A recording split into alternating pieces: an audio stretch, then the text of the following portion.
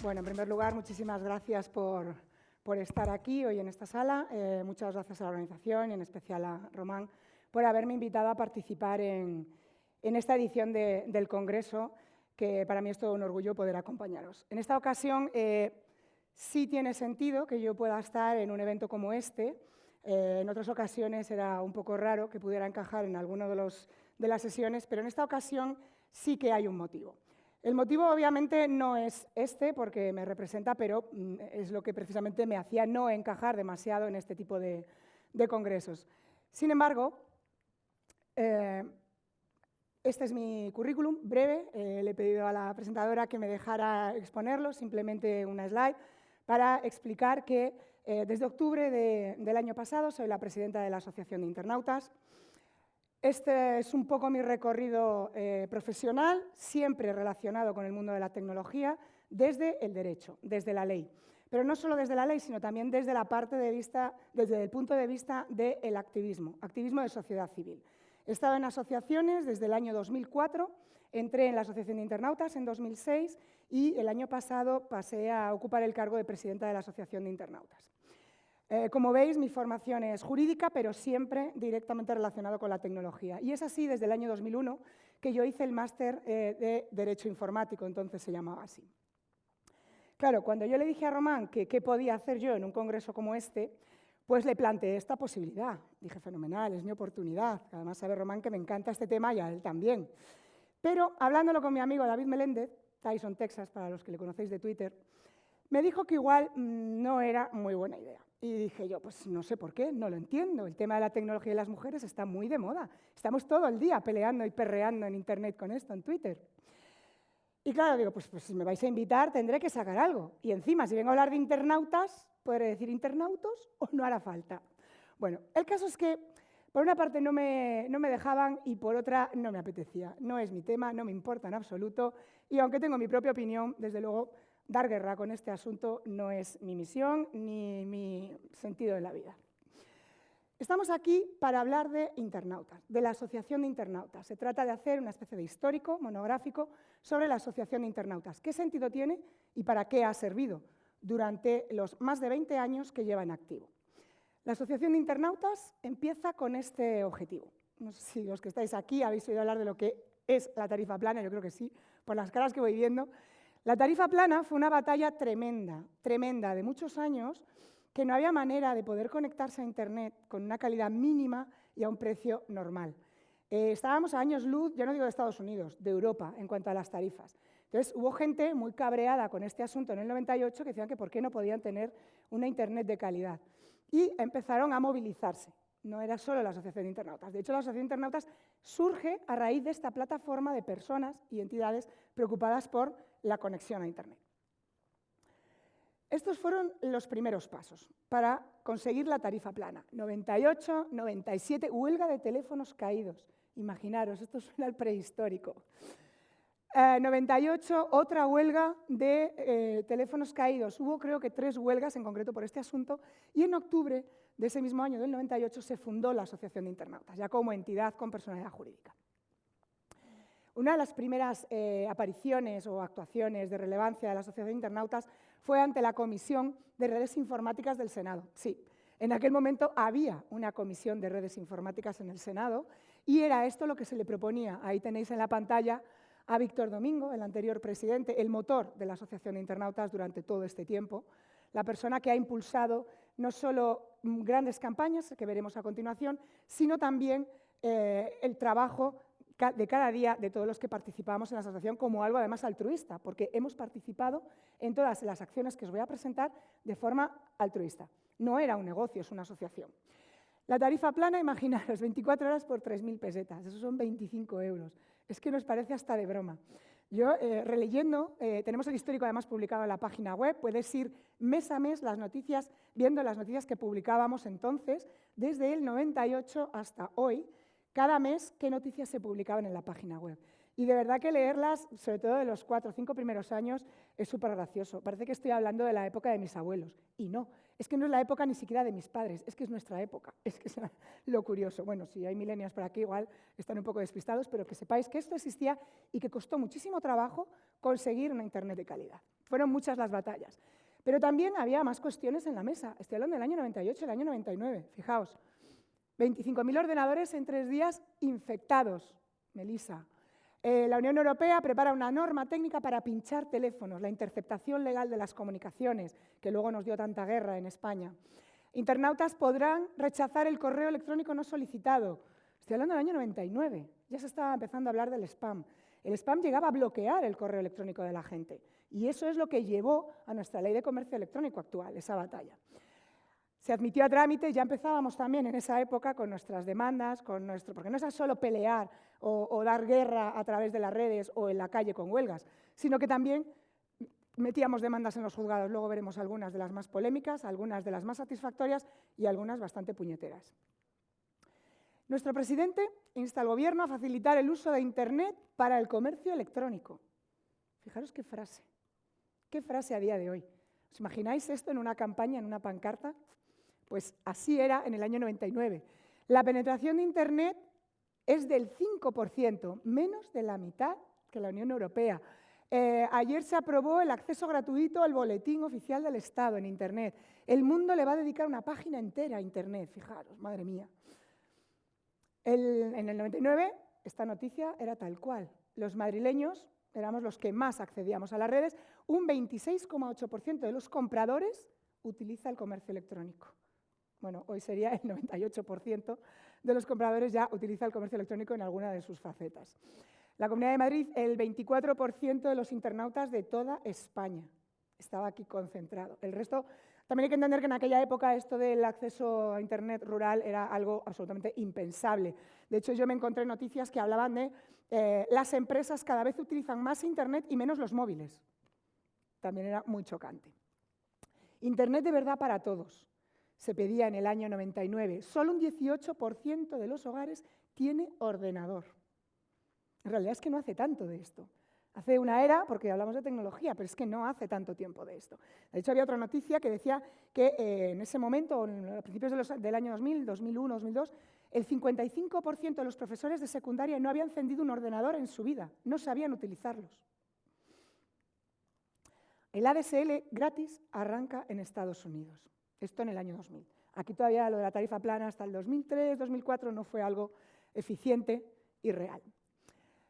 Víctor Domingo y la historia de Internet en España. Esta noticia se publica el año pasado, en junio, a raíz del fallecimiento de nuestro presidente. Sufrió unos problemas de salud en abril y finalmente falleció en junio. Este hombre, como digo, es el motor de la Asociación de Internautas, pero no solo. Es el motor de muchas de las posibilidades que tenemos hoy de acceso a las redes y de ciberseguridad. Podemos encajar todo en una misma carpeta y también derechos digitales, porque de todo esto este hombre hablaba ya en el año 98 y durante todo ese tiempo ha llevado a cabo campañas muy potentes y algunas muy cabreados, y me incluyo porque yo entré ahí a partir del año 2006.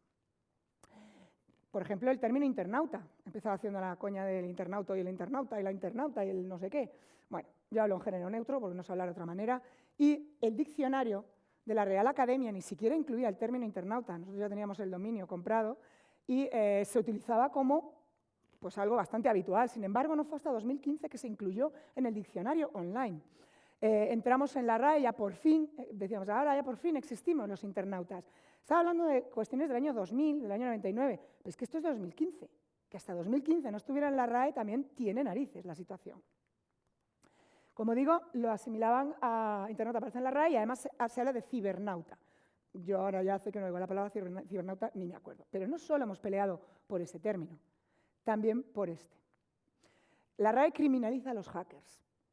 Desde hace mucho tiempo, estoy hablando del año 2014, llevamos exigiendo que el término hacker no se asimile a delincuente. No hay manera, cuesta muchísimo. Yo ayer estaba en un congreso de colegios profesionales y se hablaba a través de hackers. Y yo he tenido hasta que decirlo, por favor, utilizad la palabra hacker como experto en ciberseguridad o en informática o forense informático, pero el malo es el ciberdelincuente. Y cuando decía la palabra craquear un sistema, se quedaban mirándome como, hola. Y hablábamos de inteligencia artificial en el Congreso, ¿eh? Bueno, ¿por qué se nos conoce? ¿Cuáles son las batallas en las que más ruido hemos hecho? Algunas con resultados inmediatos y claros sobre la mesa porque nos han dado la razón. En otros no nos han dado la razón, pero se ha materializado en la realidad, ha funcionado las ganas de dar por saco y de molestar y de incordiar y que nos dieran lo que creíamos lo que considerábamos que teníamos derecho. Y por empezar, sobre los comienzos, empieza suave con esto de la tarifa plana. Hablábamos de la contratación de los bonos de Internet, la Comisión del Mercado de las Telecomunicaciones. Ahí tuvimos los primeros años unas batallas contra Telefónica impresionantes. No había manera de conseguir que, aun dándonos la razón la CMT, la Comisión del Mercado de Telecomunicaciones, se hiciera real. No quería cumplir. Estamos todo el día metiéndonos unos con otros. También, virus. Técnicos internautas echan en falta una intervención del Gobierno respecto a la situación de la ciberseguridad para informar a los usuarios. Estoy hablando de eso del año 2000. Estábamos ya exigiendo que el Gobierno informase a los ciudadanos de los riesgos de los virus, de cuando te llegaba el spam al correo que era un virus. Claro, luego llegaban a mi despacho, abogada, y me decían, ¿y cómo saben mi correo? ¿Y por qué me han mandado a mí esto para que yo pique en este phishing? Pues ese spam, pues no había información en el año 2000, en 2004 caía muchísima gente. Y bueno, hoy todavía. Tecnología rural de acceso celular era otra batalla que todavía hoy se mantiene en vigor, porque a pesar de que sí que hay acceso a Internet, que hay una norma que regula el servicio universal de acceso a la red, no existe un servicio de acceso a Internet rural de calidad de forma generalizada. Todavía hay mucho que pelear con esto. Bueno, un poquito más adelante, ya me voy yendo hacia 2002, hacia 2001, la Sociedad de Internautas pide que se paguen cursos de informática a parados, escolares y jubilados. No había manera humana. Que en el año 2000 todavía no se tuviera en cuenta que había que formar a la gente en estas materias, pues todavía se sorprenden de las barbaridades que oímos, incluso en el Parlamento. Legisladores que no tuvieron esa formación y ahora cometen las barbaridades legislativas que cometen. Eso es tremendo. Demandábamos a Terra, entre otras, nos daba por llevar todo esto. Claro, lógicamente, una cosa es gritarlo en la calle y hacer una huelga o una huelga de Internet y otra cosa es presentar una demanda, un recurso. Un acceso universal a la banda ancha. Como digo, ahora ya hay una norma, pero la velocidad estipulada es de 1 mega. Hace una semana, en una reunión telefónica, estuve comentando que sabía que la CMT estaba pendiente de actualizar eso, pero todavía no se ha actualizado. Seguimos que lo obligatorio es 1 mega como servicio universal. La Asociación de Internautas recomienda a los padres que naveguen con sus hijos. Han pasado 20 años y los padres siguen sin saber absolutamente nada de tecnología de la que utilizan sus hijos, ni lo intentan siquiera, muchos de ellos. También nos preocupábamos por la utilización del software libre. Tuvimos muchos años peleando para que el software libre fuera el software utilizado en la administración pública, que se dejaran de marcas. Y ahora te encuentras con que todo está en la nube de Google. Da igual que sea administración pública que colegios. Ayer me llamaban para una entrevista por un tema de que los menores utilizan Google en los colegios y están siendo espiados. ¡Qué escándalo! Una multa de 170 millones. Bueno, pero son Estados Unidos. En Europa, afortunadamente, tenemos mejores normas. Seguridad. ¿Qué pedíamos respecto a la ciberseguridad en aquellos comienzos? Pues fijaros en lo que insistíamos. Denunciábamos que las empresas invertían poco en seguridad informática. A esto le cambio la fecha y ¿cómo lo veis? Clavado, ¿no? En 20 años no ha cambiado nada. Con lo que ha avanzado el mundo, lo que se han abaratado los costes, los adelantos que hay, lo fácil que es poner un antivirus y actualizarlo, un firewall, lo fácil que es acceder a software, de acuerdo, de marca, pero caramba, con las actualizaciones legales, con tus licencias, no el software pirateado, etcétera, etcétera. Pues esto sigue hoy sobre la mesa. Hacíamos campañas para informar sobre el tema de los virus y 7 campañas de seguridad expresamente dedicadas a tecnología, ciberseguridad y bueno, lo que conocemos hoy que es vuestro trabajo, ¿no? En el contexto del hacker. Más detalles, alertábamos sobre los bulos. Eran los primeros estudios sobre fake news. Estamos hablando de eso es en el año 2002. Teníamos un alertbir que te alertaba de lo que era un virus. Informábamos a los bancos de cuándo alguien estaba suplantando su identidad corporativa para cometer phishing, para cometer un delito. Web falsas para sustraer perfiles, para suplantar identidades en Hotmail. Una guía rápida para reconocer las web falsas. Todo esto hace 20 años Y todavía seguimos con el problema de que la gente no reconoce que ese no es su banco. En cuanto a legislación, ¿qué hitos puedo destacar? Pues puedo hablar de cómo participamos en la Ley de Comercio Electrónico. Empezamos por pedir que se regulara el spam, que no entendíamos que fuera algo que no estuviera ya regulado y prohibido para las empresas y que se pudiera mandar alegremente. A partir de ahí empezamos una ronda de debates, una ronda de reuniones, de conversaciones con el Senado, con el Congreso, con grandes expertos, para poder también intervenir en cuanto a la responsabilidad de los proveedores de servicios de la información por los contenidos que alojaban bajo sus dominios. Eso se consiguió un acuerdo bastante equilibrado. En aquel momento, bueno, nosotros todavía queríamos más, pero no hubo manera. Claro, si hubiéramos sabido entonces, 2003, 2004, que eso iba a derivar en lo que está pasando hoy con la directiva copyright, nos habríamos tirado de los pelos, no habríamos cedido ni esto, porque vamos a peor, porque la responsabilidad de los ISP cada vez es más loca. Cada vez da igual todo y como no controlo nada, eres responsable de todo. Me da igual cómo funciona Internet, me da igual la capacidad de decisión que tengas, me da igual todo. Tú eres responsable porque no encuentro forma de parar esto. Y es en lo que nos hemos encontrado en los 2 últimos años con la directiva copyright y también hemos estado peleando, aunque no la he reflejado aquí. El uso del correo electrónico en el trabajo también era algo que nos preocupaba. No había políticas en los entornos laborales sobre cómo utilizar la tecnología. Y empezaban a salir las primeras sentencias que era todo ensayo-error, ensayo-error. Un empleado la cagaba, un empresario demandaba, o un empleado demandaba al empresario por meterse en su ordenador y eso vulneraba su intimidad. Y a base de ensayo-error, bueno, fuimos consiguiendo también y de exponer el problema que se fuese regulando. Quiero decir, conseguimos, no es mérito propio, solo y exclusivo, pero es verdad que hicimos mucho ruido con todos estos temas. La ley de firma electrónica también tuvimos ahí bastantes intervenciones y este es uno de los últimos, que es la Asociación de Internautas atormentada por la Ley de Protección de Datos. Decíamos que nos inquietaba, nos perturbaba y nos atormentaba, como Esperanza Gracia, por el tema de los partidos políticos que podían rastrear nuestros datos a través de las redes y con eso crear cajas clasificando ciudadanos por ideología para mandarnos la publicidad que quisieran. La publicidad que no es más que propaganda electoral, que es marketing puro. Vamos un poco a los grandes hitos. ¿Qué es lo que ha destacado por encima de todo de la Asociación de Internautas? Si yo digo Canon Digital y digo putas GAE, muchos de los que estáis aquí sabéis de lo que hablo.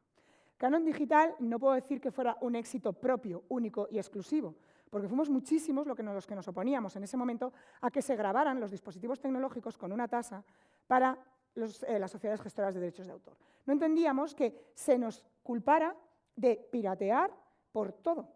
Cada vez que alguien utilizaba un dispositivo tecnológico, fuera el que fuera, tenía que pagar algo a las GAE. Era como si todos fuéramos creadores que no teníamos derecho a crear porque lo que hacíamos era usurpar sus derechos de autor. Una cosa absolutamente absurda que en algunas ocasiones en Europa se nos dio la razón, en otras, como digo, cada vez menos, cada vez vamos a peor. Pero bueno, sobre eso hablaré con un poquito más de detalle. También, como dije antes, fuimos de los primeros que sacábamos informes sobre hoax.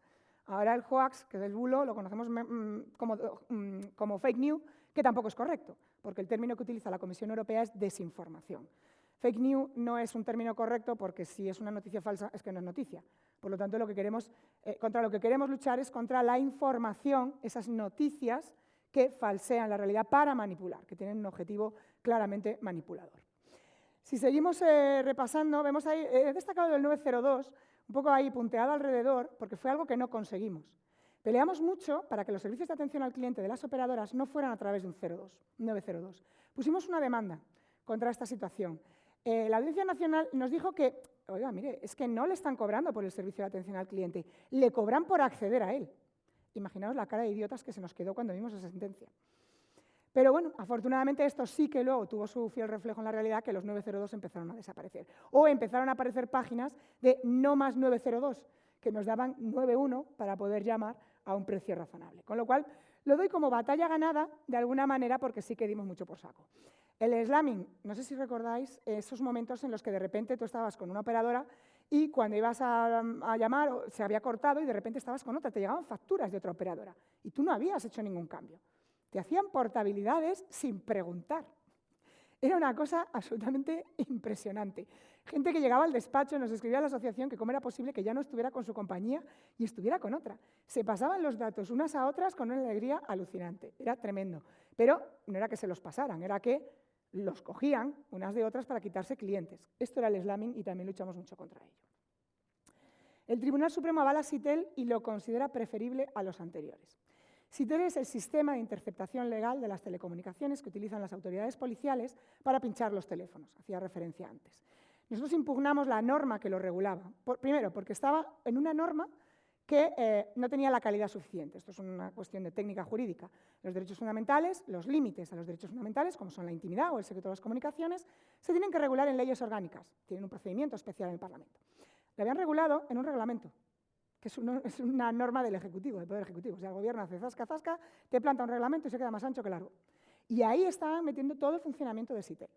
Nosotros lo impugnamos y el Tribunal Supremo nos dijo que no teníamos razón. Porque SITEL lo que hacía era, sin orden previa judicial, utilizar datos de tráfico.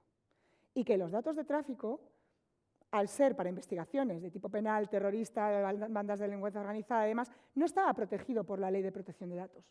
Por lo tanto, no teníamos razón. Pero es que nosotros también hablábamos de la intimidad, que esos datos de tráfico afectaban a nuestra intimidad, si eran utilizados sin orden judicial. Y decía que no, que esos datos de tráfico no afectaban para nada a la intimidad. Esto está en una sentencia, ¿eh?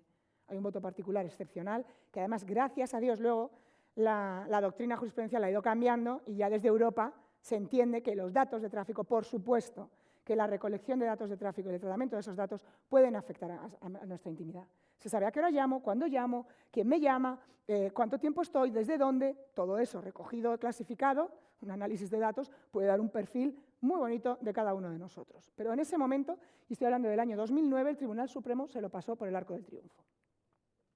Claro, como decía, somos conocidos por el tema de la piratería, porque nos han llamado piratas toda la santa vida. Oye, no había manera de explicarles que la ley no sabía lo que estaba diciendo, que no entendía ni cómo funcionaba el P2P, ni cómo funcionaban los enlaces, ni cómo funcionábamos nosotros utilizando la tecnología. Pero peor de todo es que no querían entender que eso no les perjudicaba tanto como querían hacer ver y clavarnos ese canon digital por la supuesta copia privada. La sociedad internatas califica de aberrante, en primer lugar, los enlaces, la criminalización del enlace.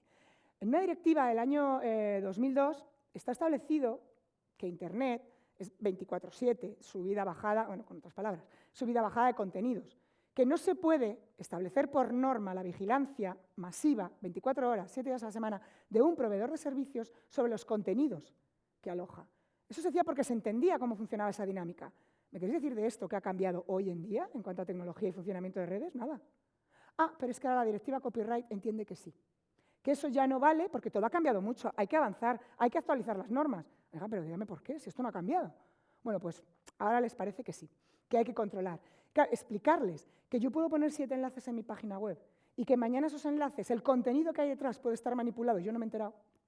Explicarles que yo puedo tener un subdominio cedido, alquilado o utilizado por terceras personas que me da a mí la gana, ya sea gratuito o lucrativo, y yo no tengo control sobre lo que ocurre sobre ese subdominio. Todos los subdominios que cede Telefónica, con lucro o sin lucro, me da igual, estaban obligando a Telefónica a supervisar lo que alojaban todos los subdominios. ¿Cuánta gente tenía su empresa .telefónica.com? Muchísima gente. Bueno, pues no entendían que el dueño, el titular del dominio, no tenía por qué vigilar, porque hoy tenía un contenido, pero mañana por la mañana tenía otro. Entonces ahí se siguió la teoría del conocimiento efectivo. Decíamos que no podíamos tener conocimiento efectivo de que lo que había ahí era ilegal. Primero, de que lo que había ahí. ¿Qué es lo que hay ahí? Ah, vale, alguien me está comunicando que eso es ilegal. De acuerdo, pero ¿quién soy yo para decir que eso es ilegal? Yo solo soy titular de un dominio y he cedido un subdominio. ¿Por qué tengo que decidirlo yo? Lo tendría que decir un juez. Entonces, en cuanto llega una demanda judicial, yo puedo, como medida cautelar de buena fe, retirar ese contenido. Pero en tanto, y de hecho hubo muchos ejemplos, con el tema que veremos a continuación, muchos ejemplos de sentencias que cuestiones que alguien dice, es que esto es claramente delictivo, esto atenta contra el honor de no sé quién claramente. Y luego te ves noticias que ante cosas que claramente atentaban contra el honor de una persona, que era una calumnia, que se acusaba a alguien de cometer un delito, a una persona jurídica en concreto, luego lo comento, resulta que se entendía como el sentir popular y no había condena, tócate un pie. Oye, a mí me parecía absolutamente increíble porque todo el mundo decía que eso era una calumnia, se acusaba de cometer un delito. Pues no, como había sentencias contradictorias, decíamos que hasta que no decidiera un juez no se podía criminalizar lo que había detrás. Pues nada, da igual, el Código Penal va por libre a su manera. Por suerte, la tecnología pasa olímpicamente de estas normas absurdas y, gracias a Dios, pocos problemas ha dado, porque si cierran unos enlaces, al final se convierte en otros, y vaya usted a buscarlos. Pero bueno, esa comisión de propiedad intelectual que tenemos en el Ministerio tan fabulosa y que funciona tan bien, nos ha dado la razón al final, gracias a Dios, porque no funciona. De hecho, ni siquiera se atrevían a decir quiénes eran los miembros de la comisión. Bueno, el famoso canon digital, esa copia privada, esos CDs cargados de dinerete para los autores. Y no para todos, porque luego el reparto, como todos sabéis, esto derivó en la famosa trama saga. No me quiero meter demasiado, pero bueno, esto fueron batallas de muchos años, yo ya estaba ya en la asociación, me comí muchas de estas batallas, peleando que si la música, que si piratas, que si la ceja, que si la no ceja, que si yo soy internauta, que si tú no me representas. Y bueno, os podéis imaginar, denunciamos la ilegalidad del canon. Lógicamente, por mucho que lo digamos en la calle, había que llevarlo también a los tribunales, y eso fue lo que hicimos. En nuestro caso, en los tribunales españoles, nos dieron la razón. En los tribunales europeos, otra persona también lo llevó, el caso Padawan, muy famoso, Ana María Martínez, una chica que tenía una tienda, dispositivos digitales, CDs y demás, y llevó el tema hasta el Tribunal Europeo, donde se dijo efectivamente que no tenía por qué pagar ese canon. Entrar en esos términos jurídicos, explicarlo todo, sería muy largo y no tenemos tanto tiempo. Pero finalmente, una orden ministerial del año 2008, que fue una de las que puso las tarifas más altas de canon digital, fue anulada. ¿De acuerdo? Pero fue anulada por un defecto de forma, no porque la orden ministerial, o sea, no quiso ni entrar en el fondo de por qué la orden ministerial estaba diciendo barbaridades, no quiso ni siquiera, voy a decirlo, aunque no es muy corto, pero casar la doctrina con la del Tribunal Europeo y decir que no hay tanto perjuicio como para que usted tenga derecho a poner esas tasas. No ha justificado claramente el perjuicio de los autores como para cobrar esas millonadas, 80 millones de euros, 100 millones de euros, que se iban a las arcas de las GAE. Claro, renunciar a eso, los cantantes estaban muy cabreados, que se vive muy bien en casa cantando una canción toda una vida. Y así estaban, cantando la misma canción toda la vida. La tecnología va a acabar con la cultura, la tecnología va a ser el fin de los creadores, se va a acabar la libertad de información y el no sé qué. La misma canción que no ha servido absolutamente nada. Al contrario, se ha demostrado que ha ayudado muchísimo a los autores a librarse de la esclavitud de las sociedades gestoras de derechos de autor, que por cierto siguen sin querer reformarse, pero bueno, ya ellos. La puta SGAE, hablaba de los subdominios, este tema famosísimo, también nos salió muy caro. Nos pusieron una sanción impresionante por haber cedido un subdominio y bajo ese subdominio, este subdominio puta SGAE estaba bajo el dominio internautas. Nosotros teníamos el dominio y habían puesto puta SGAE, que no era nuestro. Ojo, era subdominio cedido. Pero la verdad es que después de clavarnos ese pedazo de sanción, 36.000 euros para las GAE y Teddy Bautista por puta SGAE, porque lesionaba su derecho al honor, ahí fue cuando estuvimos perreando por el tema de la responsabilidad de los prestadores de servicios. Por eso de que el conocimiento efectivo, yo puedo tener conocimiento efectivo de que hay algo ahí que no te gusta, pero de conocer efectivamente que eso es ilegal, como no me lo diga un juez, y seguimos todavía peleando con estas historias en favor de la libertad de expresión y la libertad de información en las redes. Pero claro, después de eso nos cabreamos un poquito. Salió en los periódicos, en 3 periódicos en concreto, que había una trama de empresas a disposición de la Junta Directiva de las GAE. Con esos periódicos, esos 3 periódicos que llegaron a mi mesa, empecé a buscar por las redes, a asociar cuentas de correo electrónico con los DNS. Bueno, hay un trabajo que lo pude hacer yo con las habilidades técnicas que tengo, o sea, os podéis imaginar. Todo en abierto, todo facilísimo, y pude relacionar perfectamente que los correos electrónicos y el dominio de empresas privadas que pertenecían a gente de la Junta Directiva estaban gestionados en servidores de las GAE. La relación era directa. Con eso y otra serie de pruebas que teníamos, que además se publicó, lo presentamos en la Fiscalía Anticorrupción. Y esa denuncia, hubo luego otras 2 o 3 denuncias más de que se gestionaba mal el canon, no sé qué, pero fue esa denuncia que pusimos en el año 2007 la que finalmente en 2011 derivó en esta noticia. Y me acuerdo que además estaba en Marbella en una boda y recuerdo a unos amigos diciéndome, ¿has visto lo de las GAE? ¿Has visto lo de las GAE? Digo, ¿qué ha pasado? ¿Ha entrado también aquí? Y no me lo puedo creer. Y digo, ya están estos esperando a que yo me quite el tacón y las plumas y me ponga aquí a hacer de abogada con las GAE, lo que me faltaba ahora. No, era que estaba la Guardia Civil entrando en las GAE precisamente por esa denuncia que habíamos puesto, 4 años después. También luego, así tal, nos enteramos que la denuncia, según iba subiendo en la lista de prioridad para entrar ya directamente desde anticorrupción, el juzgado de instrucción y demás, y ser tramitado, iba bajando al cajón. Llegaba arriba y alguien la bajaba al cajón. Eso nos dijeron. Pero fue casual, fue un cambio de juez al frente de todo esto el que llevó a la Guardia Civil ahí. llevó a Teddy Bautista al Trullo. Estuvo unos días en el calabozo. Luego se ha ido librando poco a poco. Pero la pupa que hicimos en esa ocasión fue tremenda. Y fue tan positiva que a partir de ese momento dejaron de meterse con nosotros. Yo no quiero decir nada, pero ahí lo dejo. Claro, cuando alguno de los colegas de este entorno me dice algo, el otro día ya en la cena, porque siempre lo hago, cada vez que alguien me dice alguna vez, te he hecho una foto, la voy a publicar, ay, no sé qué, están haciendo el payaso todo el rato, o en los carnavales, otro congreso que he estado también en Tenerife, me han hecho una foto disfrazada de Dayana de V y querían subirla. Digo, perdona, ¿sabes lo que te espera, no? Porque yo no protesto, yo demando. A mí, déjame tranquila. Bueno, esto lo digo un poco de broma. Esto salió medio bien, pero evidentemente la sanción que nos pusieron fue muy potente y nos hizo mucho daño. Una sanción económica. No fue la única. Tuvimos otro problema económico muy gordo con la ley SINDE. El famoso reglamento que creaba la comisión SINDE, nosotros lo impugnamos porque creíamos que era absolutamente injusto la capacidad que se daba a la Comisión de Propiedad Intelectual, bueno, y el contenido en sí mismo. Incluso impugnamos el nombramiento de la señora SINDE por un conflicto de intereses, por su relación con el Instituto del Cine, personal y familiar. Conflicto de intereses de libro. O sea, tú te coges la ley, lo miras, tal, ni puñetero caso. ¿Por qué? Porque la señora estuvo 2 años. Y cuando se quiso resolver en el juzgado, es que como ya no está, pues ya no tengo nada que resolver, pérdida del objeto. ¿Perdone? Digo, oiga, hay una petición que está incluida, que es la pérdida de los derechos económicos que genera el haber ocupado ese cargo, porque el cargo era nulo de pleno derecho. Por lo tanto, no pudo generar ningún tipo de beneficio económico para esta señora, ni durante esos 2 años, ni después, retirada, que les queda ahí un dinerete. Ni puñetero caso. ¿Qué ocurrió con todo esto? Pues lo gracioso del tema del reglamento SINDE fue que el juzgado llamó a otras partes interesadas, que eso se puede hacer. Hay una adhesión voluntaria, ¿no? La gente que cree que está interesada en el resultado se adhiere al procedimiento para poder presentar papelitos y tal. Se presentaron, no sé si fueron 4 o 5 tecnológicas, y el juez determinó que como habíamos perdido, nos iba a clavar las costas. Esas costas fueron tremendas, porque no es lo mismo pagar las costas del letrado de la Administración de Justicia, o sea, del Estado, que era el que estaba en el otro lado, porque estamos impugnando una norma, que nos hagan pagar los abogados de las tecnológicas. Primero, porque hay un artículo en la Ley de Enjuiciamiento Civil que dice que eso no puede pasar. No se puede imponer las costas en una adhesión voluntaria. El Tribunal Supremo se lo pasó por el forro, pero de una manera escandalosa, vergonzosa y tremenda. ¿Qué nos estaba diciendo el Tribunal Supremo? Señores internautas, dejen de dar el coñazo, no vuelvan a impugnar normas que no estamos para eso. Imagínense eso para la sociedad. Y más en el mundo de la tecnología, al ritmo que se regula y las bobadas que se regulan muchas veces por puro desconocimiento. Por esa falta de formación que hubo en el año 2000, que no nos hicieron caso.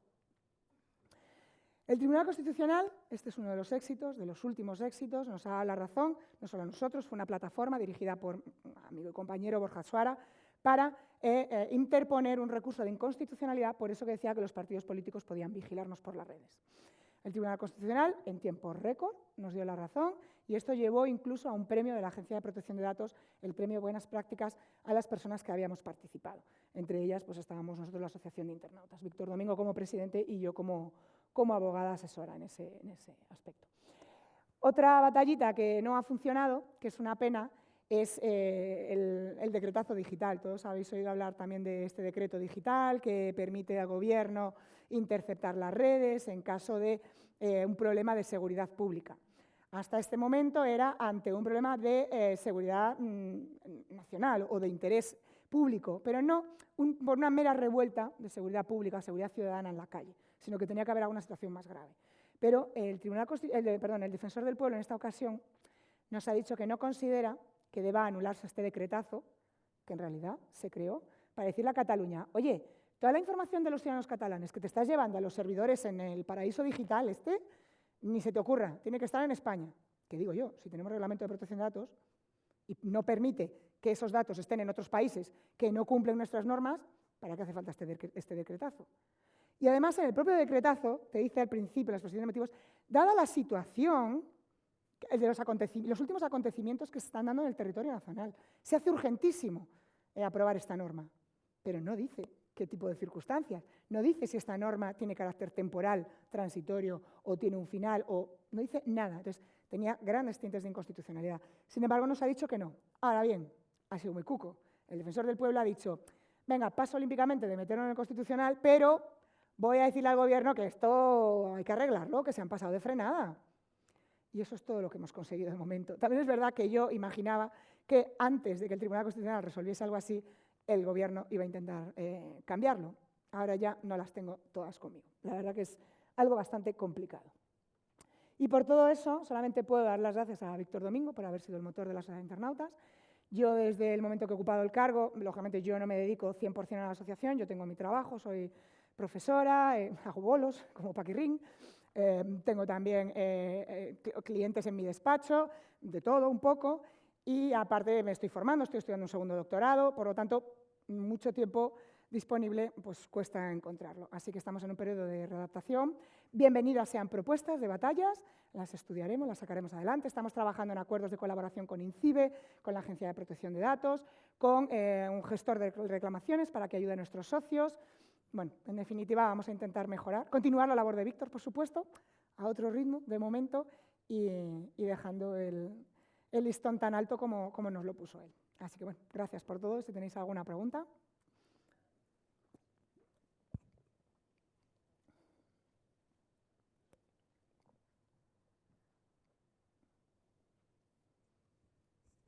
Hola, buenos días. Buenos días. Bueno, primero agradecerte enormemente esta charla porque prácticamente hemos decidido on the go cambiar de sala y venir aquí. Y la qué verdad bien, que gracias a vosotros. No, lo considero un acierto pleno porque además me he girado un par de veces y he visto que somos pocos los que hemos tomado esta decisión. Pero basta que haya uno bueno para que cumpla. Creo que hemos acertado, personalmente opino así. Además quiero agradecerte todo este esfuerzo que durante todo este tiempo, en este caso tú ahora como figura al frente de la asociación, habéis hecho. Porque yo he estado en muchas de esas batallas, algunos que aquí pues, somos más o menos dinosaurios, y bueno, pues ponerle cara mola, ¿no? También.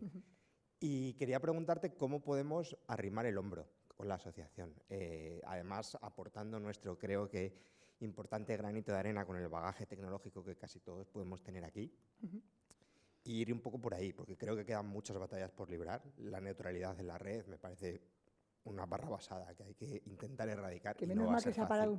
porque venían unas noticias de Estados Unidos que estábamos locos. Se ha un año o dos. se ha frenado, pero yo creo que la amenaza sigue ahí. Sí, sí. Y como esa, otras muchas, ¿no? Y lo que no sabemos porque no se hace público, lo que algunos que estamos en algunos foros nos enteramos un poquito más y tantas cosas que no se saben. Ayer comentábamos que qué felices vive la gente en su ignorancia cuando no asisten a este tipo de cosas, ¿no?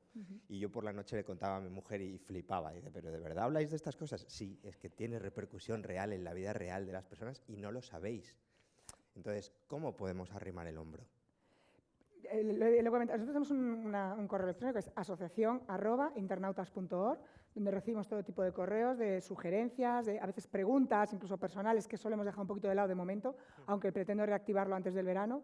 Y luego, a través de ese correo electrónico, las sugerencias siempre son bienvenidas. Las estudiamos en la Junta Directiva y vamos sacando campañas. Yo también he establecido desde noviembre el contacto con 10 expertos. He creado un grupo de 10 expertos. En realidad he puesto a 5 mujeres de lo técnico y 6 hombres abogados. Por una cosa, al principio surgió como muy natural contar con esta gente porque estaba trabajando con ellos, pero luego me di cuenta y dije, casi he hecho aquí una paridad de equilibrio.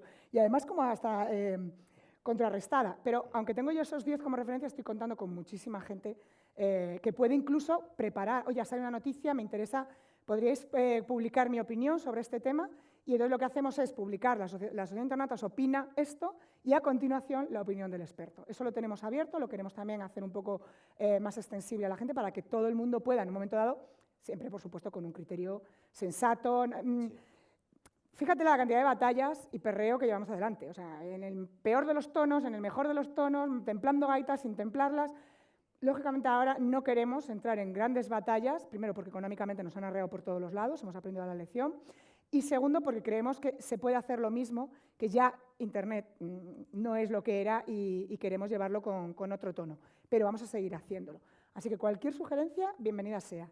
Si creéis que hay algo que no nos hemos hecho eco, o incluso una noticia que ha salido en algún medio y no la hemos visto y no nos hemos hecho eco, a veces es porque la propiedad intelectual no nos dejan, pero en otras ocasiones que no la hemos visto, simplemente. Y de todo, vamos, bienvenido sea para poner campañas en marcha y todo lo que podamos, ya digo, poco a poco. También estamos pendientes de asumir proyectos europeos. Estoy tratando de investigar en qué proyectos podemos meternos. Se está creando la Fundación Internautas, que a través de ella también podemos hacer más cosas. Ya, como digo, estamos en un momento un poquito de transición, bienvenido sea todo, pero a ver si para 2021 estamos ya plenamente asentados y con 2 o 3 frentes perfectamente controlados. Sí, yo en ese sentido creo que lo importante sería continuar la labor de visibilizar, de darle a conocer al mundo, a esa gente que tan feliz vive en su ignorancia, sí, pero una prioridad la realidad de estas cosas. Buscar a la gente que esté interesada, pedirle que se asocie y también prestar servicios al asociado. Claro. Y en eso estoy trabajando ahora. Vamos a ver cómo lo reactivamos para que estéis ahí todos los que de verdad os interesan estos temas. Muchas gracias. Gracias a ti. No sé si hay alguna otra pregunta. No. Bueno, yo quiero dar las gracias a Javier, a Ruth, a Mónica, a Modesto, a los que voy viendo un poquito así porque tengo todo el foco y no sé si conozco a alguno más, pero bueno, muchas gracias a los que conozco por estar aquí y gracias por invitarme. Gracias. Muchas gracias. Ahora tenemos un descanso planificado hasta las 12:30. A partir de las 12 se empezará a servir la comida y la bebida en la sala principal. Rogamos puntualidad para las charlas que van a comenzar a las 12:30. Y bueno, muchas gracias por asistir.